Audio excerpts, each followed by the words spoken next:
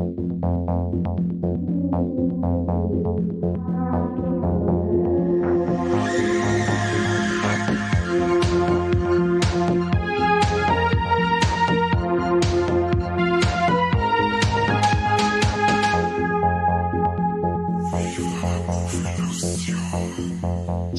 und habe die Ehre beieinander zu einer neuen Folge Viva la Movilusion Podcast. Der Esel, den Sie immer zuerst, ich bin der Mike und mit mir im virtuellen Studio der Kane, a.k.a. Marvel Man. Ja, jetzt hast du voll gespoilert. Servus, grüß dich, ich habe Dere. Jetzt hast du voll gespoilert, um was das halt geht. Wer jetzt einschaltet und sagt, mal los, wird es voll überraschen, über was das die zwei Kasperl da heute reden, dann muss ich leider sagen, da scheiße ich dann ab, wenn ich nichts sehe, oder? Ja, darf ich auch sagen. Das darf ich auch sagen. Aber dann können sie ja zumindest, sagen wir, wenn sie jetzt schon enttäuscht sind, dass gleich gespoilert werden, weil der Titel steht ja in der Regel nicht dabei bei der Folge, also weiß man gar nicht, auf was man sich einlässt.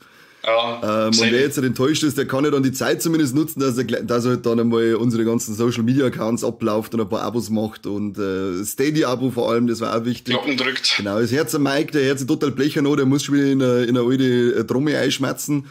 Wir brauchen unbedingt Geld für ein neues Mikro für den Mike, also macht Steady-Abos, supportet uns endlich, damit der Mike ordentliche Qualität abliefern kann. Warum ist das so schlimm, oder was? Nein, ich wollte es jetzt einfach so sagen. Ach so, ja, man denkt, das ein so bisschen Mitleid, weißt du schon. Okay. Und der Corby muss es dann so hinschneiden, ein wenig den Ton bearbeiten, dass du ein wenig blechern anhörst, dass dann die Leute sagen, oh Gott, das kannst du echt nicht anhören. Und bevor ich mir keine Folgen mehr anhöre, mache ich lieber ein Steady-Abo, damit gute Qualität abliefern. Ich mach's nächstes Mal so, du weißt, wie es Bauern machen, oder? Die kaufen sich jetzt kleine Gummistiefeln und dann zwickern sie die ganze Zeit und dann ist sie leichter mit dem Jammern. So mach ich jetzt ab jetzt auch. Ich zieh zum Aufnehmen immer kleine Gummistiefel an. Ja. So. Passt. So macht man das. Ja, dann redst du zumindest vielleicht, dann ziehst du noch enge Unterhosen oder dann redst du ein wenig hier. dann gleicht er sich aus mit dem blechern Sound. Ja, genau, da bist du auch der Junge mit dem Blechmikro. Genau. Wir reden heute über einen sehr viel gelobten Marvel-Film, und zwar The New Avengers. Ach so. Ich habe gesagt, der viel gelobten. Ich hab dich nicht gescheit gehört, weil du in dein Blechtrommel einschmeißt. Ich hab nicht gesagt viel beschissen, ich hab gesagt viel gelobt. Jetzt sind wir Bonamp mit zwei. Genau, so schaut's aus. Hey, Conny, um was geht's denn bei The New Avengers? Bevor ich dir das erkläre, gibt's jetzt ein Gewinnspiel. Okay. Wir haben uns Spendierhosen an wie Sau und haben gesagt, wir schirmen uns das Rezensionsexemplar, das wir dankenderweise von Vollkontakt und Leonine und so weiter bekommen haben. Also da nochmal gegen dicke Kartoffeln aussehen an Leonine und Vollkontakt. Und wir verlosen eigentlich das Rezensionsexemplar. Du spinnst. Weil wir sind Gönner. Wir sind richtige Wahnsinn. Gönner. Und ich habe mir gedacht, ich probiere das jetzt mal mit so Story-Gewinnspiel aus. Also jeder, der hier mitmachen möchte, der Bock hat, dieses Rezensionsexemplar in sein Regal zum Stellen, ist eine ganz normale Amaray. Also es kriegt kein Steelbook, das hätte ich mir nämlich schon selber behalten. Aber die Amaray, die braucht keine Sau, die Scheiße ab, die könnt's haben, sonst schmeißen es weg. Die hat nicht mehr wenig Cover, oder? Habe ich gar nicht geschaut. Aber ich glaube schon, die Disney-Dinger haben, glaube ich, Wendecover. Ja, Props gehen raus an Leonine. Auf alle Fälle, Kartoffeln. Jeder, der mitmachen möchte, jetzt hältst du mal, weil jetzt das Gewinnspiel sagen. Mach halt dann endlich.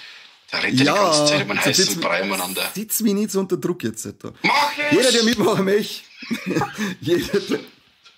jeder, der mitmachen möchte, der postet auf Instagram oder auf Facebook eine Story, in der er uns schreibt, was er anstellen darf, wenn er die Kräfte vom Sentry hätte, den man dann in Thunderbolts sagt und über den wir dann noch reden, und schreibt dazu den Hashtag Thunderbolts, also mit Z vorn drauf, wie der Fisch, Thunderbolts, also Hashtag Thunderbolts, erklärt uns, was ist anstellen darf, wenn ihr es an Sentry sei Macht hättet, und wir folgen natürlich diesen Hashtags und suchen wir dann irgendjemanden von euch aus. Meistens wird es eine hübsche Frau sein, aber das sagen wir natürlich nicht offiziell. Ab in die Stories, Hashtag Thunderbolts, und einschreiben, welchen, ja, in der Regel haben wir sowieso nur Psychopathen als Hörer, also wird wahrscheinlich jeder einschreiben, der irgendeine Stadt vernichten, aber vielleicht wird es ein wenig kreativer. Naja, ich glaube, dass ein paar einschreiben, sie wollen eine Brauerei aussaufen oder irgendwie sowas. Ja, wahrscheinlich, ja. Sie müssen es dann machen wie Supergirl. Sie muss dann auf einen anderen Planeten mit einer roten Sonne fliegen, damit es besucher werden kann. Aber sie müssen auch uns markieren, oder? Viva la Movolution markieren, oder? Dass wir es sehen. Na, sagst du, wenn du den Hashtag folgst. Und, ich bin jetzt alt. Ja, da bist du zu alt, aber ich manage das schon. Ja. Ich bin ja da auf Hund. Ja. Aber natürlich darfst du uns immer markieren. Also wer uns markieren möchte, kann uns natürlich mitmarkieren. Es ist keine Pflicht, aber gerne markiert uns, was du gerade stark seid. Wir freuen uns. So, und jetzt zu der Thematik von Thunderbolts. Bei den Thunderbolts treffen wir ein paar alte Figuren, die wir jetzt schon in ein paar Filme und Serien kennengelernt haben, wie eben die Jelena Belova, dann die Valentina Allegra de Fontaine, den John Walker, ich glaube US Agent ist sein Alias mittlerweile, dann haben wir noch Taskmaster, die Antonia Dreykov, Ava Star namens Ghost und Alexei Shostakov, der Red Guardian, die sich zu den titelgebenden Thunderbolts dann zusammenschließen müssen. Sie kriegen alle von der Val eine Aufgabe, dass sie in so ein Vault reinkommen und da müssen jeder hat einen Auftrag, dass er irgendjemanden erledigt oder irgendwas erledigt. Und es stellt sich dann so raus, dass da doppeltes Spiel gespielt wurde oder vierfaches, fünffaches Spiel, weil eigentlich sollten sie sich alle gegenseitig erledigen, weil die Val möchte Beweise vernichten. Und in diesem Vault, wo sie sind, treffen sie dann auf den Bob Robert Reynolds, gespielt vom Louis Pullman, den hat man jetzt zuletzt bei Verbrechensfamiliensache gesehen, im Original Riff Raff. Cooler Typ, finde ich. Genau, da treffen sie dann auf den Typen und dann stellen sie also fest, halt einmal, wir sind ja alle verarscht worden, dann schließen sie ja die Türen und sie sollen eingekürzt werden. Und dann entspinnt sich da eine kleine Verfolgungsjagd, nenne ich es jetzt einmal, weil sie an Bob wieder zurückholen wollen und weil sie sich selber finden müssen. Ob sie das Potenzial zu einem Helden haben. Sie sind ja eher so ein bisschen Anti-Helden. Wir wissen ja, was der US Agent angestellt hat bei Falcon and the Winter Soldier. Da hat er mal kurz das Schild ein wenig abused, sage ich mal. Und auch die Ghost war ja auch Antagonistin vom zweiten Ant-Man. Die Jelena ist ja eigentlich auch eher so bekannt dafür gewesen, dass sie nicht unbedingt die netteste war in ihrer Vergangenheit. Red Guardian sowieso, der kommt von den Russen, da kommt doch nichts Gutes um. Witzig. 80er sind vorbei, Entschuldigung, das habe ich vergessen. Wobei der Putin beweist ja gerade wieder, dass nicht so viel Gutes umkommt. Genau, und die sind dann so auf dem Weg, den Bob wieder zurückzuholen, weil der dann bei der Wehr umeinander sandelt. Da kommt da auch noch ein weiterer alter Bekannter dazu, nämlich der Bucky Barnes, unser Winter Soldier, der die Typen dann erstmal einsammeln soll, aber als er dann erfährt, was da eigentlich los ist, schließen sie sich zusammen, um eben die Welt zur Rede zu stellen, was sie da eigentlich vorhat, was es mit diesem Sentry-Programm dann auch auf sich hat, durch das der Bob eben in Erscheinung getreten ist. Und die große Prämisse an dem Ding ist nicht so die Comic-Action, sondern der Fokus auf die Figuren. Also für mich eigentlich der Marvel-Film mit dem krassesten Fokus auf die Figuren bisher. Und es spricht halt auch unglaublich intime und ernste Themen an, wie eben Depressionen, psychische Krankheiten, bipolare Störungen und so weiter. Also unerwartet erwachsen, das Thema, was der dabei hat. Das müsste klangen, oder? Ja, das war gut. So fast Corby-mäßig. Warum habe ich Hochdeutsch geredet? Nein, aber so detailliert, sagen wir detailliert. Okay, nicht du möchtest halt Corby nicht schlecht machen, oder? Nein, nur der Corby. Corby, love you, Potato. Ja, Potatoes gehen raus. Also ich jetzt da raus, dass dir der Film verdammt gut gefallen hat. Also mir hat er tatsächlich sehr gut gefallen. Das können wir, glaube ich, so weit vorwegnehmen. Ich finde das ist einer der besten Marvel-Filme der letzten Jahre für mich gewesen, wegen dem Thema. Da kann ich, wenn man mal aus dem Nähkästchen plaudert, mich spricht der Film persönlich extrem stark an mit den Themen. Da sind ganz viele Sachen dabei, in denen ich mich selber wiederfinde. Und dadurch finde ich es auch gut, dass diese Thematik so große Plattform gekriegt hat. Also allein das rechne ich dem Film ganz groß an. Zudem mag ich die Figuren unglaublich gern.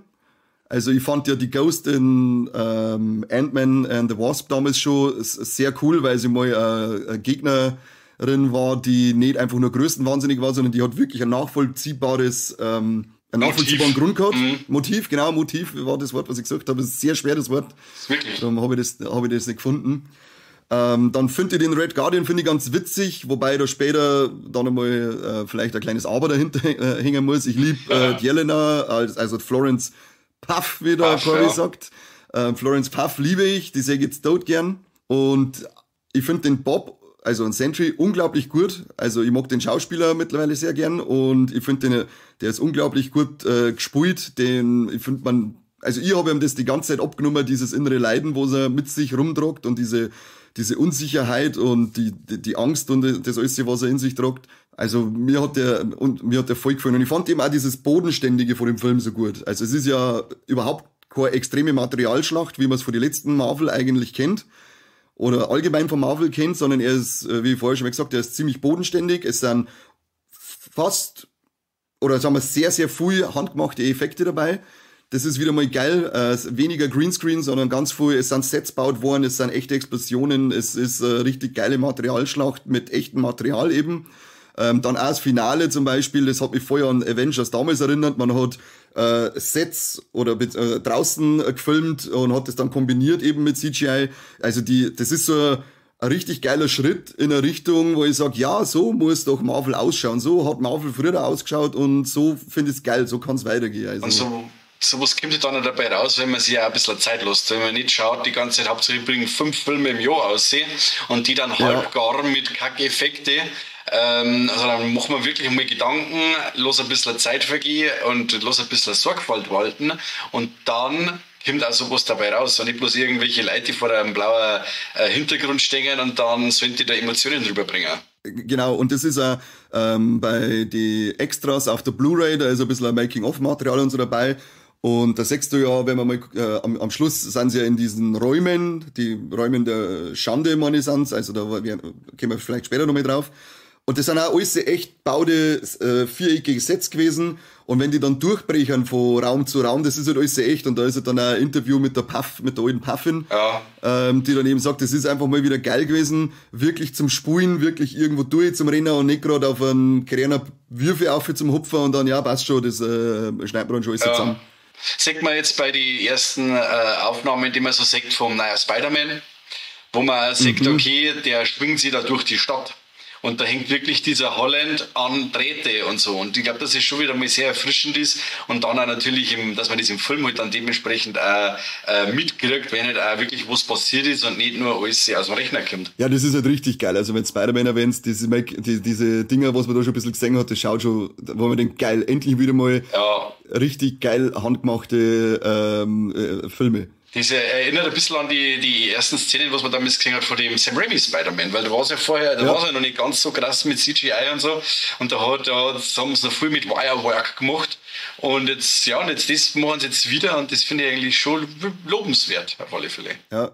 Das ist aber, wenn man kurz einen Schwenk mal auf Fantastic Four macht, auch da ist gefühlt wieder mehr handgemachte, also mehr Sets und handgemachte Effekte dabei.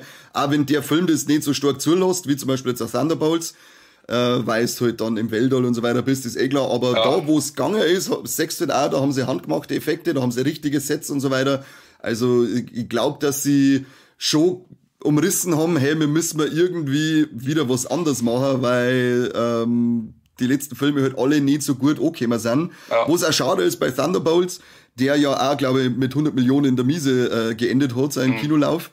Finde ich unglaublich schade, weil das wirklich in meinen Augen hervorragend, also für mich ist es ein 5 von 5 der Film gewesen im Marvel-Kontext. Finde ich sehr schade, dass der dann floppen hat müssen dieses Mal. Ich glaube da, dass es an die Figuren liegt. Glaube ich auch, ja. Das ist ja das, was ich kann den Film auch nicht besser. Ich finde das ja genau wie du, ich schließe mich da auch an. Nur, ich muss ganz ehrlich sagen, ich bin einer, der seine Marvel-Filme gern laut mag. Also so richtig mit einem gescheiten Finale und Bumm und alles und hin und her. Und der war schon sehr geerdet. Ja, vor dem Finale kriegst du auch gar kein Laut, gell? Richtig. Wobei man aber sagen muss, anders war es aber auch nicht gegangen. Weil wenn du sagst, du hast jetzt diese Figuren, die ja jetzt nicht overpowered sind, wie jetzt so ein Thor oder Hulk oder sowas, sondern du hast da die Superkräfte, halten sie alle in Grenzen oder haben gar keine. und dann kannst du denen gegen eine übermenschliche Macht in den Kampf schicken, weil dann dauert, da gibt's ja die Stelle im Film, da wo sie dann anlegen mit dem Sentry und dann wurzelt das halt zusammen. Und dann sagst du, okay, das muss jetzt anders. Ich habe mir dann schon gedacht, das muss das Finale, weil du ja auch schon mir im Vorfeld schon mal ein bisschen was andeuten hast lassen, dass das Finale mal ganz anders ist. Da haben wir schon gedacht, okay, da machen wir uns jetzt mehr auf die psychologische Ebene als wir auf die materielle, und anders hätte es gar nicht enden können. Ja. Das hat dann schon so passt. Aber ich muss sagen, die Figuren, das sind nicht die ich eigentlich so gern sehe. Das ist jetzt dasselbe Problem mit dem ersten, Suicide Squad. Da ist ja nur Pfeifen dabei im Endeffekt. Also mit dem allerersten, den noch von David Ayer, oder? Genau. Ja. Die sind Leute, die brauche ich nicht. Als die Helden an sich und die, ja. Dann James Gunn natürlich wieder ganz was anderes. Der hat natürlich auf ganz anderen Ebenen noch unterhalten, weil der hat ja seinen Humor und seinen Gore und seine obskuren Ideen noch mit reingebracht. Der war jetzt wieder extrem, auch die Figuren waren nicht anders, wenn du diesen Peacemaker anschaust oder so. Das war nicht alles diese 0815. Und da war es jetzt wieder so, dass jetzt da keine Figur dabei war, wo ich gesagt hätte, da möchte ich jetzt unbedingt wissen, wie es weitergeht. Im Gegenteil, sogar dieser Red Guardian, der hat mich teilweise zu Tode aufgeregt, weil der möchte immer so lustig sein. Ja. Aber du gespannt, er ist jetzt diese lustige dieser im Comicfilm, der Comic Relief, und ist für die Gags zuständig, und das war halt ein wenig drüber. Also ich glaube, dass es an dem einfach liegt, dass man sagt, okay, die Leute wollten andere Helden sehen, als die in dem Film zum Singen sind. Obwohl die Macher natürlich das zugute halt, wie sie an den Film rangegangen sind. Deswegen ist es schade, dass es abgesoffen ist. Ja, freilich. Und sie wollen halt einfach auch diese Figuren, die sie jetzt halt eingeführt haben, wie eben den US Agent und die Val, die haben ja eine eigene Serie auch schon gehabt auf Disney Plus, und die wollen es natürlich nicht verhorzen, und die haben ja auch wirklich schon einen guten Grundstein gelegt für den US Agent. Ich finde, das ist eine interessante Figur. Ja. Und in den Thunderbolts wird er nochmal viel interessanter jetzt. Allgemein werden die Figuren viel interessanter. Vor allem die Jelena, der Bob und eben der US Agent. Die anderen fand ich jetzt zum Beispiel die Ghost, die hat mir jetzt nicht so berührt, auch wenn es krass ist, was sie erfahren hat. Oder auch der Red Guardian hat mir jetzt auch nicht so berühren können. Erstens mal, wie du schon sagst, weil er halt sowieso immer so versucht, der Comic Relief zu sein. Man merkt zwar schon, dass er mit sich selber zum Tor hat, weil er nicht das ist, was er gern sein möchte. Das merkt man zwar immer, aber es wird jetzt so überspitzt immer dargestellt bei ihm. Darum hat das bei mir jetzt auch nicht so gezunden, seine Figur. Das Problem haben die eigentlich alle Figuren in dem Film. Dass eigentlich mehr sein wollten als sind, und das war halt dann oft das Problem von den Figuren. Gerade die verschiedenen Ausgangssituationen waren halt anders. Aber Probleme hat jeder von denen mitgezogen. Weil du sagst, Ghost, das war ja auch, muss ich aus dem Nähkästchen plaudern, aber das war ja auch wo du bei den Bewegtbildbastarde warst, war das einer von deinen most favorite Villains im Marvel Universe, oder? Ja, genau. Da hat sich das echt angehört. Ich habe mir das wirklich auch, da hast du einen Stolz gemacht. Das war sehr schön. Also Herz auf alle Fälle. Aber was man sagt, die Berliner schnauzen wie richtig podcasten. Auf jeden Fall, da hat es auf alle Fälle einen Kulturschock gegeben. Jetzt euch das auf alle Fälle mehr bei die Bewegtbildbastarde. Jetzt weiß ich nicht mehr, wie die Folge geheißen hat, aber da ist auf jeden Fall um diese Marvel-Frühzeit gegangen mit die 70er, 80er, 90er Jahre, und dann so Perlen wie den alten Hulk-Film, Doctor Strange, Howard the Duck, Shield, also Nick Fury und Hasselhoff als Fury. Ja. Ganz großes Kino, ich hab mir da wirklich durch Sachen durchbeißen müssen für die Leute. Schön ist das nicht, sage ich. Ich hab mir auch gedacht, ich hat der viel Scheißdreck anschauen müssen. Ne? Aber ich tue das. Ja, sehr schön. Nein, aber ich hab mir dann, diese Ghost, ich hab teilweise überlegen müssen, woher dass ich die Leute auch kenne. Wie gesagt, ich bin dann eben auch drauf gekommen, dass der beim zweiten Ant-Man dabei war. Und da muss ich leider sagen, ist mir dann auch aufgefallen, ich habe den zweiten Ant-Man seit dem Kino nicht mehr gesehen. Ja, nicht. Eigentlich schon, weil der ja gar nicht so schlecht war. Ja. Den habe ich eigentlich nur als sehr gut in Erinnerung. Ja, muss ich auch sagen. Also irgendwie zu viele Filme zwingt Zeit. Also muss man das wirklich mal nochmal alles auf die Agenda schreiben. Ja, weil du so viel Schund schaust. Ja, ich muss nicht immer wieder so alte 70er, 80er Hammer anschauen, die wo sonst keiner schaut. Ja. Ich hab einen Bildungsauftrag. Ja, die gibt's aber nicht gut noch, was ich da so feststelle in unserem Podcast. Ja, eigentlich haben wir unseren größten Bildungsauftrag eigentlich gegenüber einem Corby, weil der bringt ja gar nichts auf drei, was Filme anschauen angeht. Ja. Aber nehmen wir mit so die Classics. Auf jeden Fall. Classics, so, genau. Ja, genau, zu unseren Classics nehmen wir jetzt noch mal einen Kolben mit und dann hauen wir einmal einen Fulci rein in den Teufel. Wie ist denn dir das eigentlich dann so aufgefallen, eben mit die handgemachten Effekte und so? Also findest du auch, dass das richtig raussticht, dass das ein positives Merkmal ist, dass man gegenüber die anderen alten Marvel-Filme, die man die letzten Jahre so gekriegt hat, hervorheben kann? Oder sagst du, da übertreibst du gar nicht? Nein, da bin ich voll bei dir. Nur, ich muss also dazu sagen, der Film hat es auch ein bisschen leichter gehabt wie die anderen. Durch das, dass er nicht viel Set-Pieces hat man das leichter bewerkstelligen können. Der ist halt, wenn du sagst, gut, so Außenaufnahmen einmal davor abgesehen, wenn sie da in der Wüste unterwegs sind oder irgendwie so, da musst du ja nicht viel managen.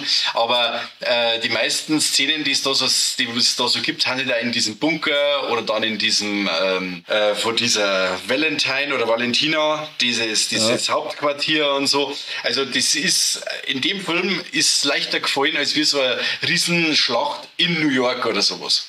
Und das stimmt, ja. Genau, und so hat man halt dann wirklich hauptsächlich die Räume ausbauen müssen und dann diese und Gebäude oder dieses Lager, wo dann dieser Sentry da zum ersten Mal seine Kräfte zeigt und so.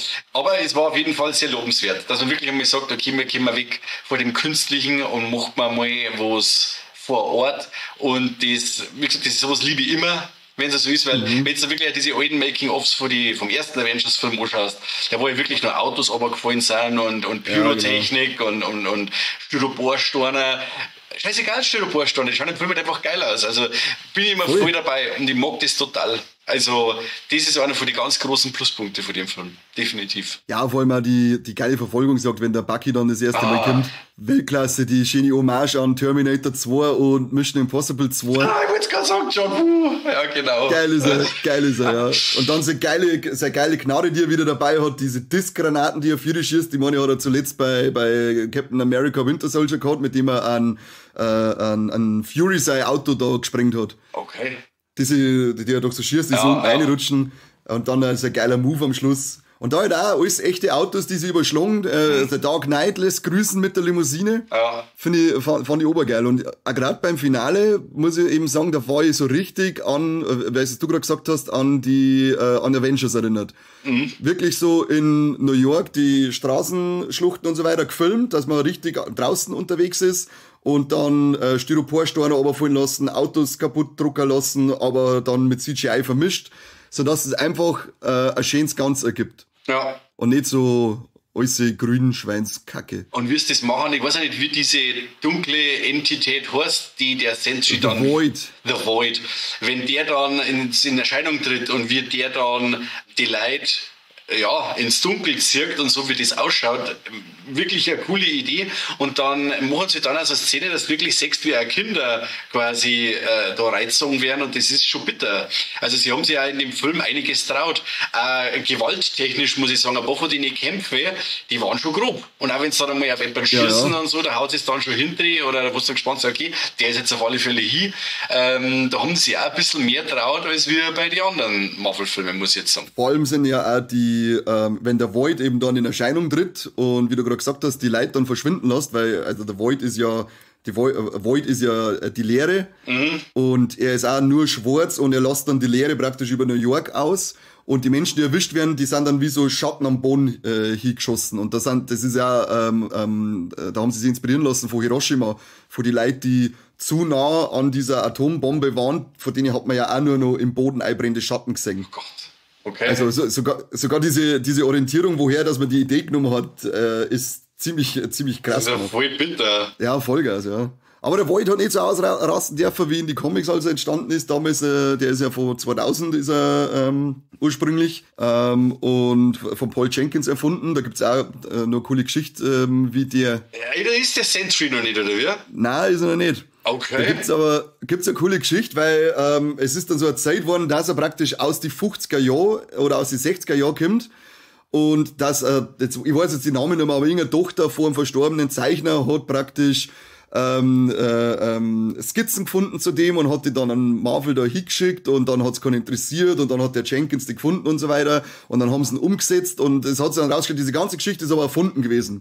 Stimmt einfach nicht. Und er ist dann eingeführt worden und da war es halt dann so, dass er dass er keine Erinnerung mehr hat. Da ist er nur der Bob einfach und ist Alkoholiker und mit seine Ehe geht in die Brüche und so weiter. Und er hat aber so Bruchstücke an Erinnerungen auf einmal, dass er der Sentry war und dass er die ganzen Helden kennt, wie Captain America und Reed Richards und Best Friends mit dem Xavier ist und so weiter. Ja. Und er redet dann eben mit dem Reed Richards drüber, der kann sich auch an nichts erinnern.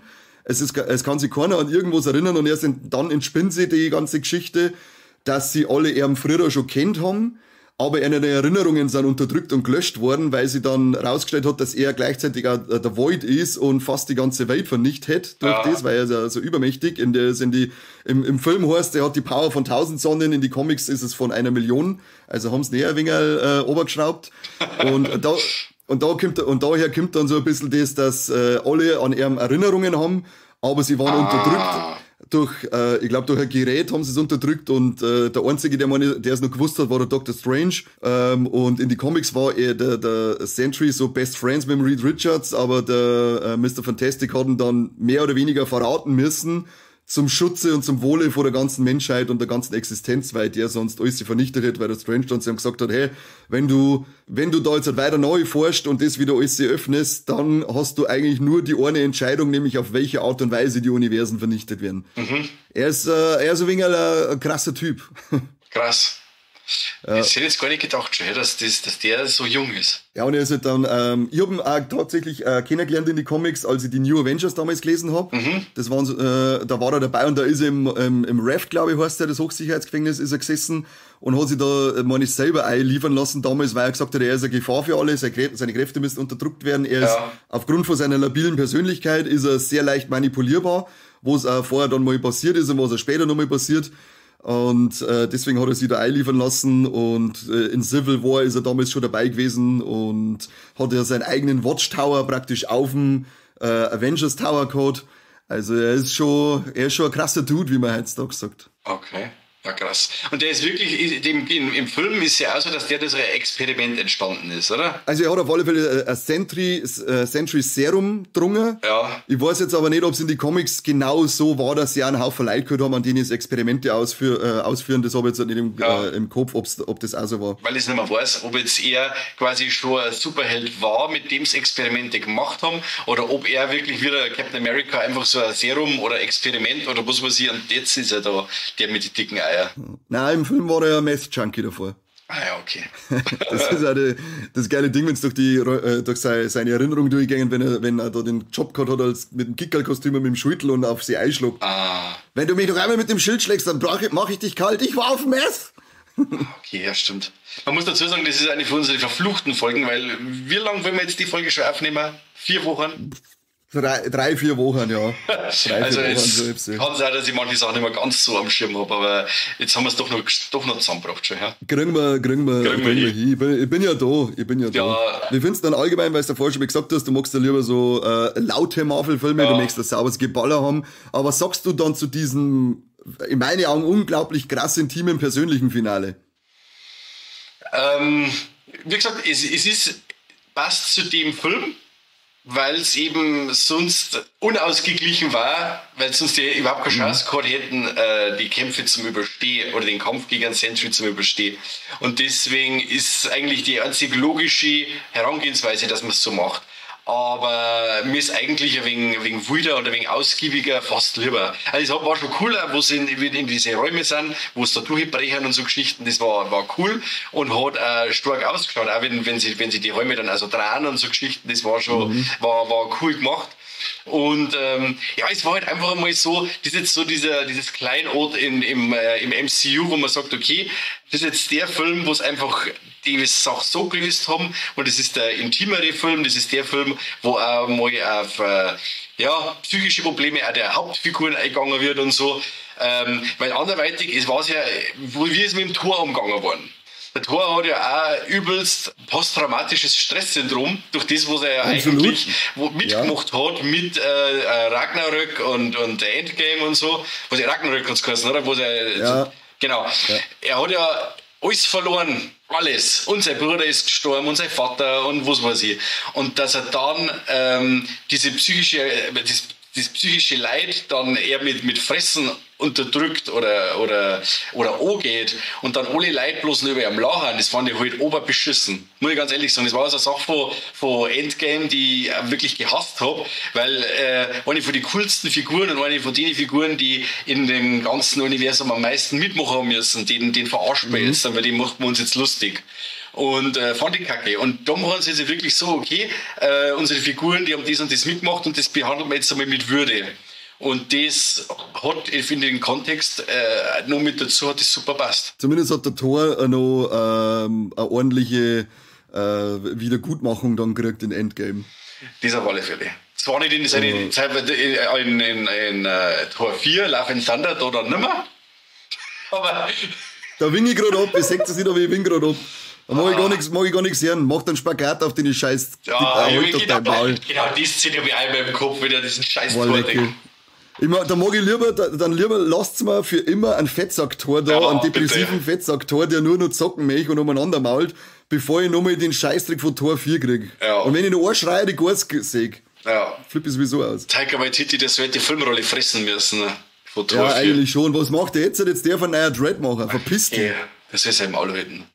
Der soll scheißen gehen. Das Einzige, was ich ein bisschen schaffe und noch beim Finale, dass man die anderen Figuren nicht besser mit einer Charme und so weiter konfrontiert hat, weil man hat eigentlich nur die Jelena und einen Bob gesehen. Ja. Das fand ich, da hätte ich gerne ein bisschen was gesehen, weil ich glaube, der Bucky, bei dem hätte man auch ordentliche Laster noch aufziehen können, was er da hat, allein mit dem Stark seine Eltern und so, das war nochmal etwas gewesen, weil es ist allein schon die Szene mit der Jelena, mit ihrer Freundin, die sie da im Wald verraten muss. Ah, und so. Das ist böse. Das ist so hart, das ist wirklich so bitter, bass und hart, dass es nicht auswitzt. Und dann auch das mit die Hände, die auspeitscht werden und so, also, da sind wirklich krasse Sachen dabei. Sagst du, in einem anderen Film hätten sie wahrscheinlich vorher irgendeine Warnung ausgesprochen für geistig Gestörte. Aber da hätte ich gerne noch ein bisschen was gesehen vom Bucky und von den anderen Figuren auch, die sind da dann ein wenig blass bleiben. Aber gut, der Fokus war ja so auf das, dass die Jelena an Bob sei Halt wird und er rausreißen kann. Ja, und mit dem Winter Soldier haben wir ja doch schon einiges mitgemacht. Da wissen wir schon einiges und Ding. Und der hat also wegen schon einen Seelenstrip, das hat er auch schon gehabt. Der Red Guardian macht es ja während des Films, der ja dann auf bestimmte Sachen eingeht und so. Und also ich finde schon, dass das über den Film organisch verteilt ist, anstatt dass man es am Schluss dann so geballt macht, dass man dann sagt, ja, hat's jetzt dann bald fertig. Ja. Weißt du, und so ist es jetzt auf die zwei konzentriert und die zwei Figuren, die am meisten Connections zueinander haben, geistig, psychisch, zwischenmenschlich, und deswegen habe ich das eigentlich schon gut gefunden, dass nur das hauptsächlich jetzt zwei sind. Ja, Entschuldigung, dass ich was gesagt habe. Nein! Aber Ghost, von der hat man gar nichts gesehen, du Penner. Ghost, das stimmt. Die hat eigentlich nur eine Geschichte gekriegt. Die hat nur kurz erzählt, was damals los war. Ha, hab ich doch recht gehabt. Was da denn der Taskmaster sagen? Was da denn der sagen? Das war Witz. Die Figur ist sogar am Cover vom Film. Ja. Und wie lange ist sie im Film dabei? 3 Minuten? Ungefähr so wie der Red Hulk bei Captain America Brave New World. Ungefähr so. Aber sie haben zumindest nicht überwiegend mit der Taskmaster geworben. Ja. Immerhin das. Aber wir haben uns gedacht, so als Team dann, diese Thunderbolts, und dann haben sie ja nur die Frechheit, die Figur da drauf zum Tor. Und die geht ja sogar noch drauf, bevor die Formatierung der Thunderbolts ist. Also, naja, das war schon... Spoiler! Du hast ja den ganzen Schluss schon verraten. Jetzt ist das schon wurscht. So ein Scheiß. Jetzt hör das ist immer schön. Aber wir müssen wieder spoilern. Der Philipp hat uns letzten 2 Folgen bei Weapons und Bring Her Back auf YouTube uns angefickt, weil wir nicht spoilern. Er möchte mehr von uns, mehr detaillierter von uns das hören. Also er scheißt auf alle anderen. Muss ich aber allerweise sagen, ich habe mir jetzt auch ein paar Podcasts angehört zu eben Weapons und Bring Her Back, und mir ist einmal lieber, die Leute reden drüber. Weil wenn ich den Film noch nicht gesehen habe, dann mache ich die Folge auf Halde und höre mir es dann an, wenn ich den Film gesehen habe. Muss ich ihm recht geben. In Zukunft gibt's wieder eine fette Spoilerwarnung davor, die wir jetzt halt leider vergessen haben, Viva la Spoiler-Illusion. Aber gut, so wichtig ist jetzt die Figur in dem Film leider auch nicht. Das ist, dann ist es halt so. Was sollst du machen? Dann ist es halt so. Wer waren dann deine Lieblings-Thunderbolzen? Ja, wahrscheinlich schon die Florence Puff. Oder der Ding ist eigentlich einmalig gern. Wenn er seinen scheiß Helm nicht aufhat, das ausschaut wie Zipfel. Der Wyatt, also der Russell, also das ist so der Typ, weil der ist doch irgendwie so dieser Anti-Held. Der ist wie sein Vater in die Klapperschlange. Ja. Die werden immer noch gerne in einem Remake sehen von die Klapperschlange, aber das wird wahrscheinlich niemals passieren. Aber dafür nimmt man jetzt halt als US Agent, meine hast du gesagt, gell, heißt der. Ja. Und die mag ich eigentlich schon, weil das irgendwie so ein bisschen so dieses Grenzarschloch ist und der sich dann so ein bisschen so in die Figur, in die Gruppe so mit einfügen muss und trotz seines Egos. Und den finde ich eigentlich schon cool. Ja, und Florence Pugh, die mag ich von Haus aus. Die hat von mir immer einen Stein im Brett. Ich mag eigentlich einen Harbour total. Aber da jetzt als dieser Red Guardian, nein, da bin ich nicht warm geworden. Ja, und gut, und Sentry, wenn er normal ist, der Bob, dann ist er auch mega. Er ist eigentlich eine ganz arme Sau und du merkst eigentlich nur die ganze Zeit, dass es ihm gut geht und eigentlich geht es ihm wie am Dumbo in Dumbo, dass er wirklich dann erst am Schluss aussieht, so sein Katharsis kriegt und im Vorfeld reißen sie ihm den ganzen Film über den Arsch aufgerissen. Das stimmt, ja, es ist echt arm dran. Schon bitter. Und bei dir? Tut mir richtig leid. Ja, ist auch eigentlich ähnlich wie bei dir. Ich würde jetzt auch sagen, dass das der Bob, die Jelena und John Walker sind. Mhm. Die haben halt für mich auch die meiste Tiefe da gekriegt in dem Film, mit denen hat man am meisten mitfühlen können, finde ich, weil auch ein Walker seine Hintergrundgeschichte mit seiner Familie und so weiter ziemlich krass ist. Stimmt, ja.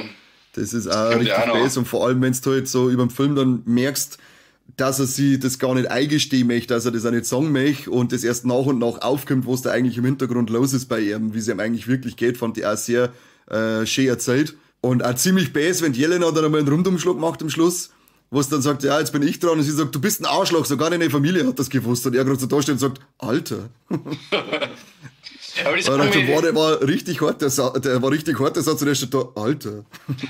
Das will ich da auch nochmal so eine Brücke dann quasi vor dem die Falcon and the Winter Soldier zu dann Thunderbolts im Endeffekt, weil man ja dann sagt, wie es eben ergangen ist in der Zeit zwischen den zwei Filme, Serien.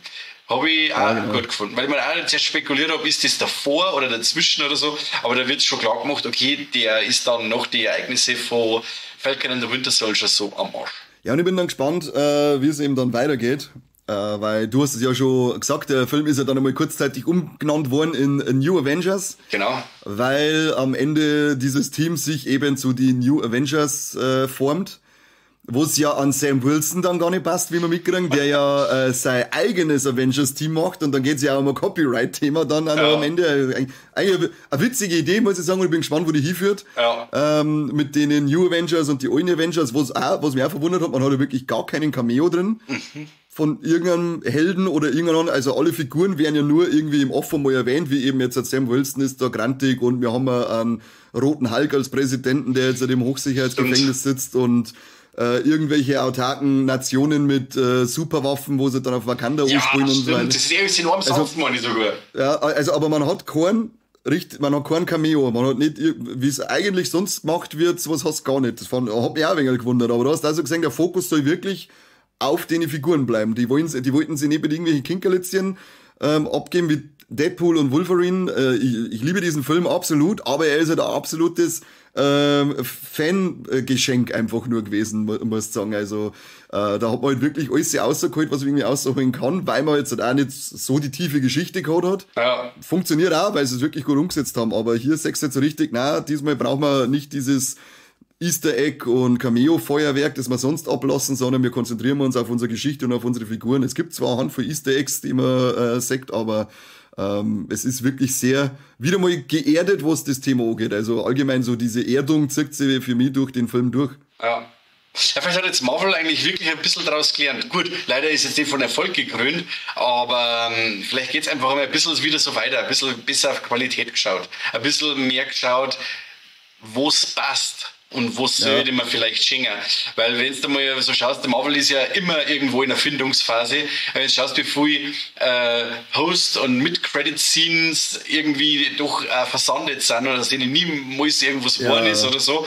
Das ist Learning by Doing. Und wenn man sagt, okay, jetzt ziehen wir es jetzt wieder mal so auf und dann hauen wir wieder mal einen anderen Film dazwischen, was wieder mal so richtig schäbern darf, was wir jetzt dann wahrscheinlich bald bei Doomsday haben werden.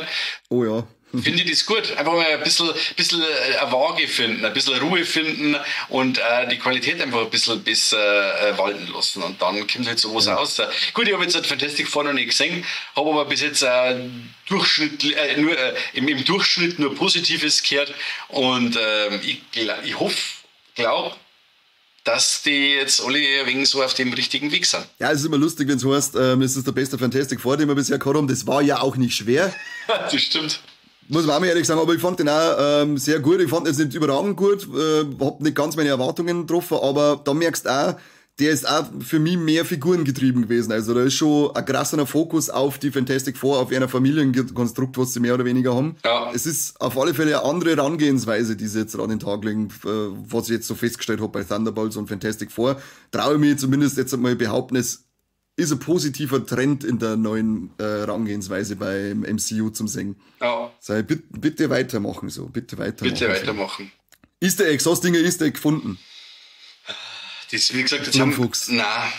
Erzählst du, Mr. Marvel, haus einmal aus. Ja, du hast doch sicher, du weißt ja sicher noch diesen Empfang, den Duell gegeben hat. Ja. In dem alten Avengers Tower, da muss doch mal was gesehen haben. Ein riesiges A in der Eingangshalle. Da rächt sich halt jetzt leider diese Zeit, wo ich jetzt zwischen. Ja, schau dir halt öfter an. Ja, du hast mir den Film wieder abgenommen. Disney Plus. Wo?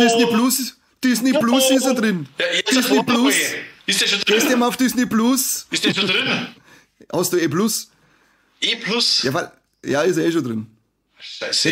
Hättest locker noch mal schon können. Ah, okay. Mangelndes Interesse unterstelle ich dir. Verdammt nochmal. Also Avengers auch, natürlich ist mir aufgefallen. Ja, schau her. Das Avengers auch haben wir da drinnen. Dann haben wir einen Loki sein Zepter hat's drinnen mit ausgestellt. Ja. Und dann noch so Chitauri-Handschellen sind auch noch drinnen. Die nimmt der Bucky dann später her, damit der Ghost ihre Fähigkeiten unterdrücken kann. Chitauris war die Alien-Rasse, die im ersten Avengers die Avengers ein bisschen eingeheizt hat. New York angegriffen hat. Genau. Dann am Anfang fand ich auch ganz cool, als das Marvel-Logo reinkommt, dass es dann schwarz überzogen wird, dass da schon so dieses Foreshadowing kommt vom Void. Der Void. Direkt schon im Logo wird es dann schon schwarz überzogen, das fand ich auch ziemlich geil. Stimmt.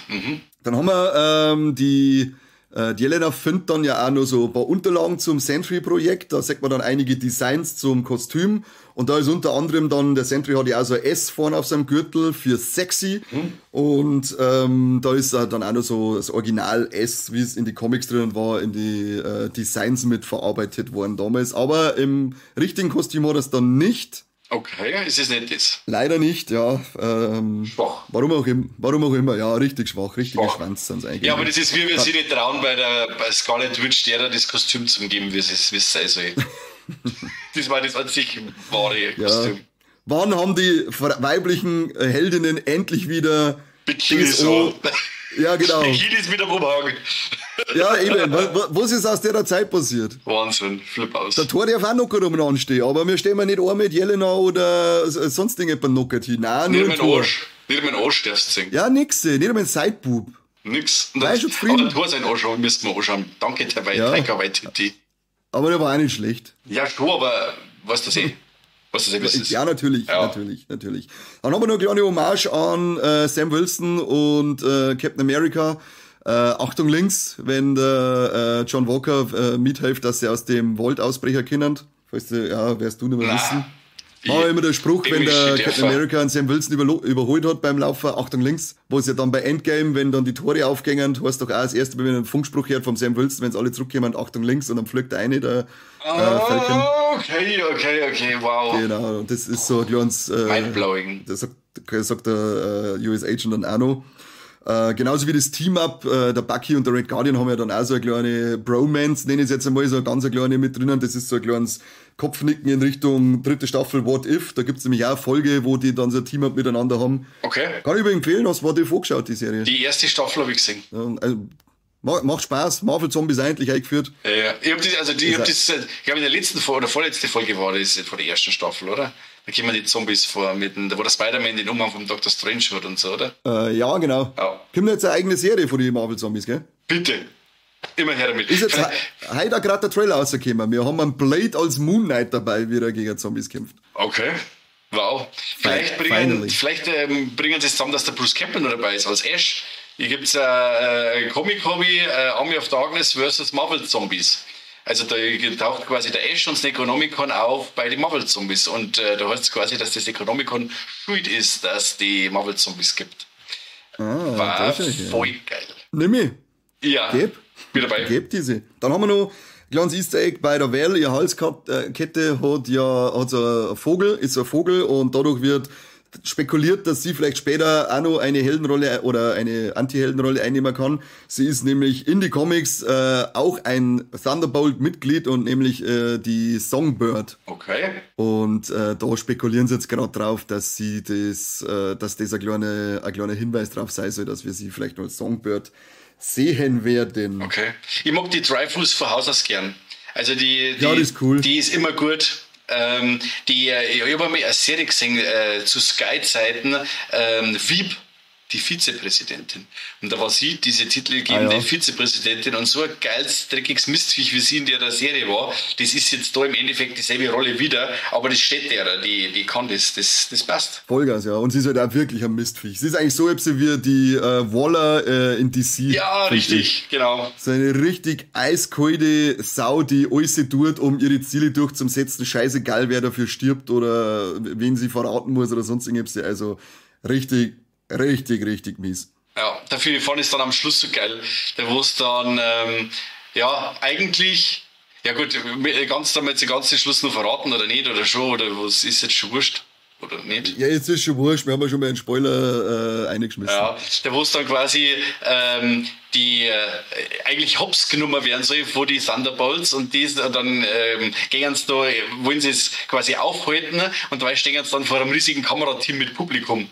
Und dann können sie zwar nicht aus, aber sie kann auch nicht aus. Also es ist jetzt so, jeder hat das Ei vor dem anderen in der Hand und keiner kann irgendwie anzupfen. Also das ist ein richtig cooles Finale dann. Oder Ende.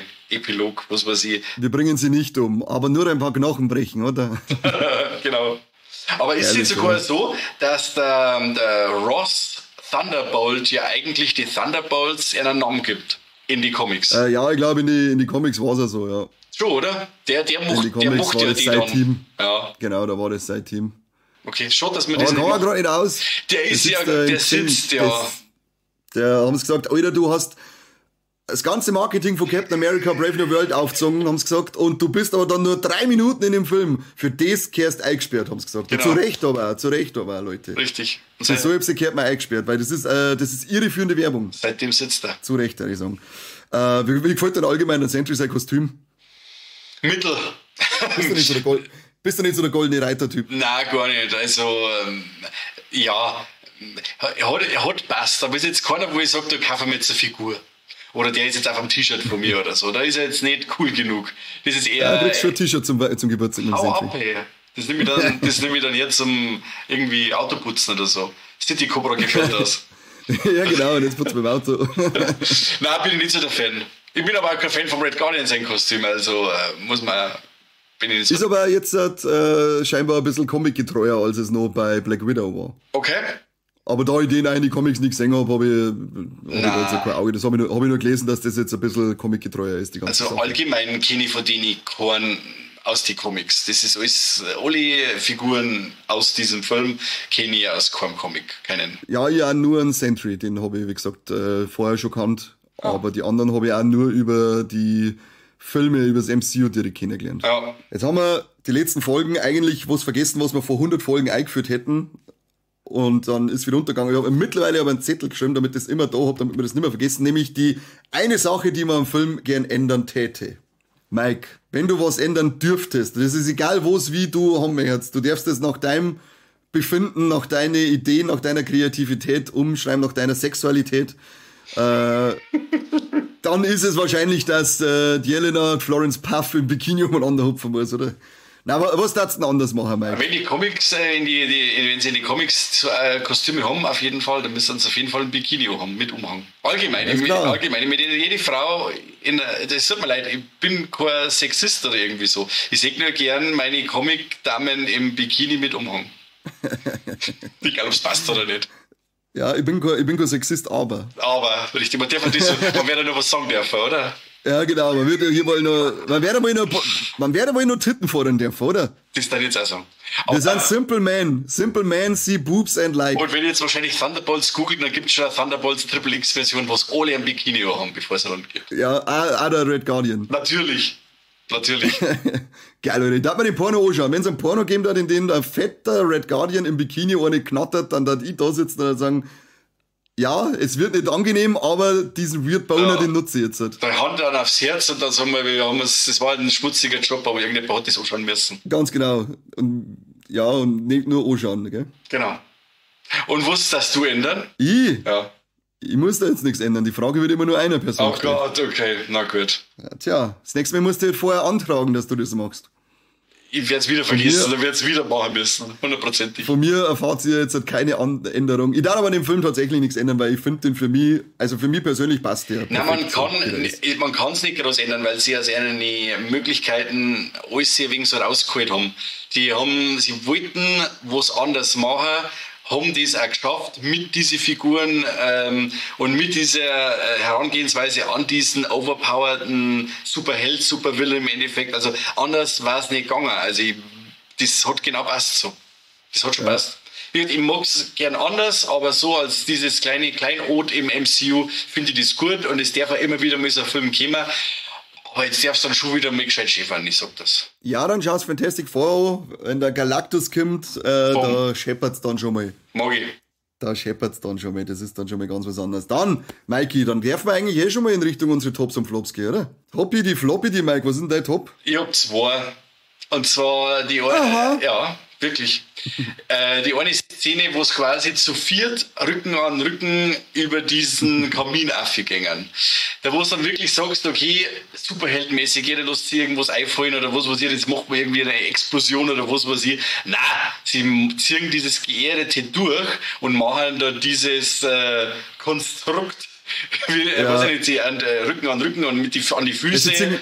Sie ziehen das Königreich für ein Lama durch. War das da so? Da kommt es auch, sind zwar gerade zu zweit, aber wird das auch gemacht. Ah, okay, schon, ja. Ja, das finde ich cool. Also das, vor allem, weil man halt aus der Situation das Beste rausholt und das die erste Szene ist, wo es auch wirklich mal als Team zusammenhelfen müssen. Und das fand ich schon amüsant. Und vor allem dann, in einem anderen Film hättest du wahrscheinlich, die warten da raufgegangen, und dann in der nächsten Szene, alle vom Loch aussehen und alles gut. Nur, sie sind dann da oben und dann wissen sie nicht, wie das weitergeht. Und das war das super. Das ist, also aus dem Ding gegriffen. Hey, was super Idee, aber sie ist nicht zu Ende gedacht. Und ja, genau. Wie geht's jetzt weiter? Ja, ich muss niesen. Das ist so charmant dämlich. Das fand ich cool. Und ein Winter Soldier, sein Auftritt mit dieser Ketten. Dieses über den Arm und dann im Boden eine rammen und dann reißt das Auto voll zurück. Also das fand ich geil. Und da hätte ich mir gerne wegen mehr gewünscht, wobei es halt dann zum Film nicht passt hätte. Aber vielleicht kriegen wir das an einer anderen Stelle wieder. Aber der Move allein, da das mit dem Arm, er dreht sich die Ketten rundum und rammt das im Boden rein, so als Anker. Coole Szene. Richtig geil, ja. Endlich mal richtig fette Winter Soldier Action. Voll geil. Weil es ist der Captain America der Herzen, sind wir nicht besser. Absolut, ja. Das ist war meine erste Wahl gewesen. Wie in die Comics war das ja dann einmal. Aber jetzt kann er halt fliegen, der Captain America. Jetzt kann er fliegen. Ob er die bald damit gestutzt kann, den Bursch. Los jetzt in Ruhe. Es klang doch, dass du in der Folge ein Sexist bist, jetzt musst du da gleich wieder Nazi werden. Nein, jetzt hört auf, das hat mit der Hautfarbe nichts zu tun. Flügel haben mit der Hautfarbe nichts zu tun. Okay, hab ich nicht gewusst. Du hast einfach Dickel. Mein Flop ist, wie schon erwähnt, das, was mir am meisten gestört hat, ist der Humor, der aufgesetzte vom Red Guardian. Das hat mir überhaupt nicht gefallen. Obwohl ich diesen Haber total gern mag, unser Hopper aus Stranger Things, aber der ist zu laut und zu Ding und wie ist es wegen aufgesetzt vorgekommen, so quasi, jetzt müsste man irgendetwas Lustiges in diesen Debris-Film noch reinbringen, das hat mir nicht gefallen. Bam. Sag du? Junge. Sag ich auch. Ja. Ich schließe mir jetzt gleich bei dem Flop mit an. Aha. Ist auch mein Flop. Ich mag als Red Guardian in Black Widow, hat er mir auch viel besser gefallen, muss ich sagen. Da ist er mir nicht so überzogen vorgekommen, zumindest habe ich jetzt in Erinnerung, aber da habe ich auch genau das gleiche Problem wie du. Die sind immer so außerplatzt und teilweise diese Witze, oder diese versuchten Witze, dass du wirklich sagst, das passt doch jetzt gerade überhaupt nicht. Genau. Also, Ich fand das auch, die waren wirklich nicht gut platziert und haben wirklich absolut aufgesetzt gewirkt. Das hat mich auch gestört bei dem Vielleicht Film. hätte es deswegen lustig sein sollen, weil es gerade überhaupt nicht passt hat, aber... Ja, weiß auch nicht. Weiß nicht. Ich hab nicht gelacht. Nein, ich auch nicht. Also, oder nicht oft, sage ich. Ab und zu hat er schon mal funktioniert, aber ja, genau, mehr als war da nicht drin. Und mein Top ist so ist der Bob an sich als Figur und in seiner innere Zerrissenheit, die ich dann auch ziemlich geil dargestellt finde in seine Alter-Egos, in seine beiden, ist auch seine psychische Krankheit, diese Bipolarität, die er mitbringt und dieses Depressive mit drin hat. Das finde ich unglaublich gut gelöst und unglaublich gut dargestellt. Und auch das, was er beschreibt, wie er sich fühlt und wie es ihm geht und so weiter, ist er unglaublich nah an der Realität dran. Das finde ich unglaublich, also das hat mich, da haben sie mich eben, wie ich heute schon mal gesagt habe, auf einer persönlichen Ebene erwischt, warum mich der Film auch so krass mitnimmt. Ich habe da sogar am Ende, als er dann auch über sich redet und so weiter, also das Ende, da war ich schon sehr oft in Tränen nahe, muss ich sagen, weil ich dachte, oh, I feel you, bro, I feel you.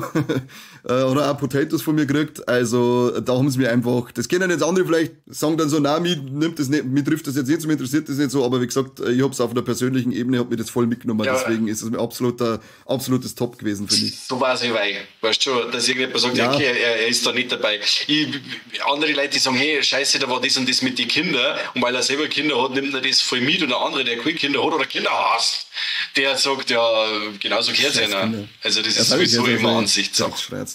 Hast schon recht, Conny. Du, ich bin auf deiner Seite nach alle Fälle. Passt, das ist schön. Wenn der Corby nicht dabei ist, dann hilfst du wenigstens mal zu mir. Aber nur dann, sonst bin ich sofort wieder von Corby seiner Seite. Ja, voll, du bist richtig Arschloch. So richtig das stimmt überhaupt nicht. Hast dich voll, du hinterfotziges Sau. Ja, jetzt sind wir alle gegangen, wie er mit seiner Doku angefangen hat. Das hat man leider am Battle nicht gesehen, aber sind wir alle gegangen, das war lustig. Ja, das war schon gut. Pimmel der. Mike, wenn wir schon bei Pimmel sind, haben wir Triple Threat, haben wir Titten. Leider nicht. Nein, leider. Weil keine Bikinis getragen werden. Wo wir wieder beim Problem sind. Ja? Das war so das einfach hat nichts mit Sexismus zum tun, sondern es geht einfach nur, damit ihr das Prädikat Triple Threat approved von uns kriegt. Da geht's gar nicht darum, dass wir auf irgendwelche Affen geiern wollen, sondern wir wollen nur, dass ihr so ein Prädikat kriegt. Pimmelmäßig, also Trompete. Wird nicht gepimmelt. Keine Pimmels. Falsches Produktionsstudio. Das stimmt. Und tote Tiere? Nope. Auch nicht. Das ist ja immer eigentlich das Tee, wo man ein Auge zudrückt und sagt, dass wenn nicht erfüllt wird, dann ist es okay. Ja. Aber alles andere sollte man schon sehen. Alles andere sollte Pflicht sein, das stimmt, ja. Ja. Das war's mit unserer tollen Thunderbolts-Folge. Und falls es die Leute jetzt nicht aufgefallen ist, das, was wir nebst dem Gewinnspiel eigentlich für extreme Gönner sind, es ist eine MCU-Folge und es ist nicht Steady-inklusiv. Bolleck. Schaut's mal her, ja. So, Ausnahme gibt's mal wieder eine MCU-Folge, die nicht Steady-inklusiv ist. Und dafür gebührt uns schon ganz viel Respekt. Und während ihr das jetzt hört, nehmt euch ein Handy, geht's Steady und macht ein Abo und sagt, allein schon, weil es coole Typen sind, Unterstützung. Schneller. Und eben auch coole Gönner. Coole Gönner, weil es kann mir auch mit treffen, dass ich was gewinne. Sie. So schaut's aus. Ja, das war's dann mit unserer Folge so Thunderbolts. Macht das Gewinnspiel mit. Ihr habt es am Anfang gehört, was zum Tor gibt. Sagt vielen herzlichen Dank, dass wir euch eine MCU-Folge nicht steady-inklusiv servieren. Ja.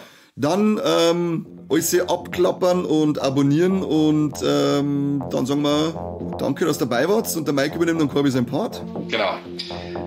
Servus und habe die Ehre beim besten Filmpodcast der Welt. Nicht von dem Volt. Vom Volt auf alle Fälle. Und vom Bob auch. Ja, schön. Vom Bob sowieso. Vom Bob. Ja. Dann vielen Dank, Leute. Macht es gut. Bis zur nächsten Folge. Küsschen auf die Nüsschen. Servus und habe die Ehre. Danke und bis bald.